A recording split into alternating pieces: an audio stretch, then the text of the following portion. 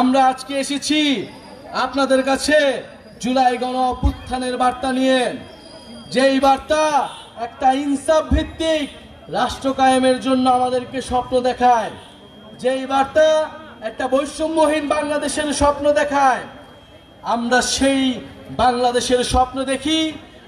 আমরা স্পষ্টভাবে আজকের সমাবেশ থেকে বলতে চাই, সীমান্তে বিএসএফ আন্তর্জাতিক আইন লঙ্ঘন করে এখানে গ্রেনেড মারে, এখানে বোমার বিস্ফোরণ ঘটায়।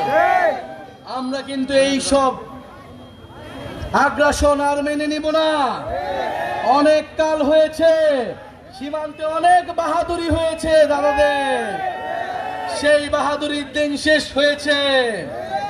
যদি আর কোন সীমান্তে কোন ধরনের পায়তারা করা হয়, যদি সীমান্তে আগ্রাসন চালানো হয়, সীমান্তে আমার ভাইদের উপর হত্যার চেষ্টা চালানো হয়, আমরা সীমান্তে লং মার্চ ঘোষণা করব। আমাদের সীমান্ত আমরাই রক্ষা করব। প্রিয় চাঁপাইবাসী, আজকে আমরা এসেছি 64 জেলায় আমরা যাচ্ছি দেশ গড়ার আহ্বান জানিয়ে, দেশ পুনর্গঠনের অনুরোধ জানিয়ে। এই দেশ আপনার দেশ, আমার দেশ, শহীদের রক্তে রঞ্জিত দেশ। যেই তারেক এই চাঁপাই নবাবগঞ্জের বাসিন্দা, মাত্র 16-17 বছর বয়স, কাঠের দোকানে কাজ করত, সেও এই জুলাই গণ অভ্যুত্থানে অংশ নিয়ে শহীদ হয়েছে। আপনার সন্তানেরা শহীদ হয়েছে, আহত হয়েছে দেশ সংস্কারের জন্য, নতুন বাংলাদেশের জন্য, সমৃদ্ধ বাংলাদেশের জন্য।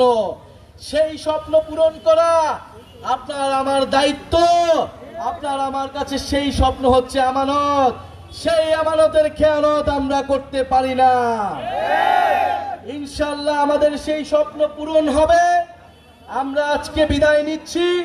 বিদায় নেবার আগে বন্ধুরা, আমরা আপনাদের কাছে প্রতিজ্ঞা চাচ্ছি, শপথ নিতে বলছি, নতুন বাংলাদেশের পক্ষে, রাষ্ট্রের মৌলিক সংস্কারের পক্ষে। আমরা কি শপথ নিব?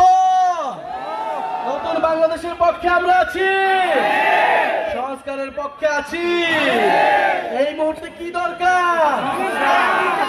এই মুহূর্তে দরকার বিচার আর সংস্কার। এই মুহূর্তে দরকার বিচার আর সংস্কার। ক্ষমতা না জনতা, আপোষ না সংগ্রাম, দালালি না রাজপথ। এই উত্তরবঙ্গে কোন পার্টি আছে? রাজশাহীতে কোন পার্টি আছে?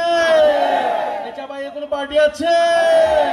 গণ অভ্যুত্থানে কোন পার্টি আছে? কোন সেই পার্টি? সবাই বলো। সারা দেশে সারা দেশে ছাত্রদের